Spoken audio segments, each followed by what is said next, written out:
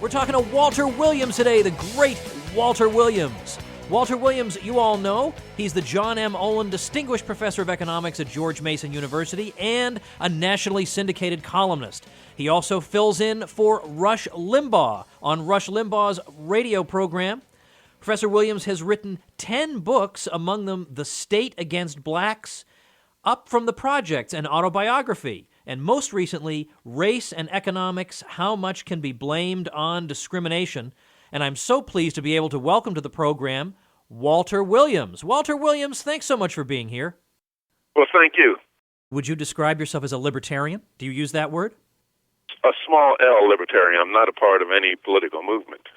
So if that's the case, how do you answer what must be a very common objection from people who would say, look, Williams, I took that conceit out of your columns. Look, Williams, don't you understand that it was federal actions again and again, whether it's affirmative action or anti-discrimination law or what have you, that created the black middle class and allowed people to prosper? And if you were in charge, well, you can finish the rest of that question. How do you answer that?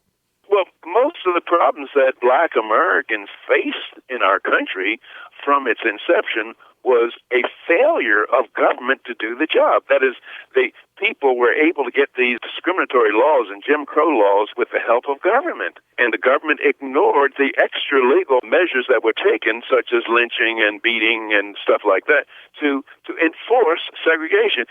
Whenever you see a law on the books, one of your first suspicions should be is that law is on the books because not everybody would behave according to the specifications of the law. And so if restaurants or theaters or train companies, trolley cars, would not allow blacks to enter under the same condition of whites, why in the world would you ever need segregation laws? Evidently, some whites would have. And so the system would have tended to collapse. But speaking of discrimination, I believe that people have the right to engage in discrimination on any basis they want. That is, you can discriminate as far as race or sex or criminal background, et cetera, but you don't have the right to use government to force other people to concur with your discrimination. Matter of fact, I've written a whole chapter, one of my recent books, Race and Economics, and pointing out that people discriminate all the time. When I was choosing a wife to marry, I didn't give every woman equal opportunity. I discriminate against Chinese, white women, Italian women, women with criminal backgrounds, women did not bathe regularly, et cetera, et cetera. I think the response comes back, well, are you telling me, though, that, okay, you believe in private property, I get it, but that you would want to live in a society where people could put a sign in front of their shop window saying such and such group can't come in here? Is that the society you want to live in? The true test of whether people believe in the idea of freedom of association doesn't come when you allow people to be free to associate in ways that you think they should. It comes when you allow people to be free to associate in ways that you find despicable. Now, it's just like free speech. The true test of one's commitment to free speech doesn't come when he allows people to say what he thinks they ought to say. The true test of one's commitment to free speech comes when he allows people to say things that he finds offensive. And it's the same thing with freedom of association. And so, yes, I would find it offensive that a person would not let me in their restaurant because I'm black. But nonetheless, I hold liberty in such a high esteem, I wouldn't do anything to stop him. That is, I wouldn't do anything to people who voluntarily, without the aid of government, decided to discriminate against me or based on my race or based on any other attribute. They might not like tall people or handsome people. It's funny. Just the other day on my Facebook page, a belligerent person thought he was really sticking it to me by saying, hey, Woods, are you telling me that you would believe in a society in which the Aryan Brotherhood could have their own community and it would just be them and they would live there? And I said, well, yeah, I guess I do, because I don't believe I should have a gun and be able to tell people where they ought to live. But why would that be a bad thing? I would like all these people to live apart from the rest of us so they don't have to be my next door neighbor. Like, why would that be a bad solution? All right. Well, I think you're absolutely right. If you said tomorrow that white restaurant owners have the right not to admit blacks, maybe you'd find a few that would refuse to admit blacks, but the overwhelming majority would. And the reason why is that these people are in business to make money. Yeah, right. The black people are 80% of professional basketball players, and they're the highest paid ones. Would you care if some team said, we're not going to have any black basketball players. Well, probably the team would wind up in the cellar. Why would you force them to do something so that they can be more profitable or win more games?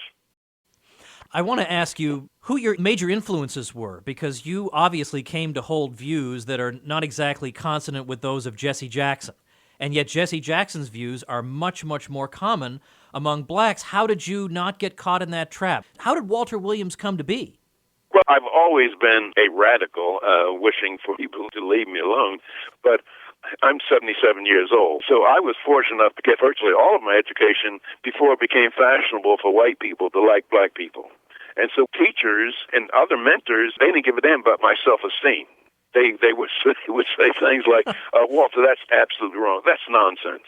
I got my PhD at UCLA, and I was under the influence of very tenacious mentors. I took classes from Milton Friedman, Armin Alshin, and Friedrich Hayek came and lectured a couple times.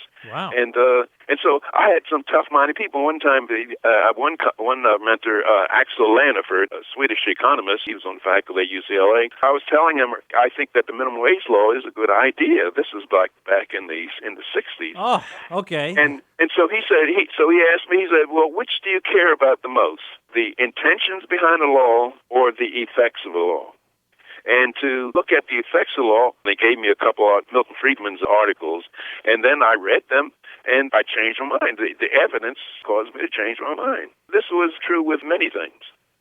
What do you make of what now seems to be the fashionable trend among economists to all of a sudden now support the minimum wage?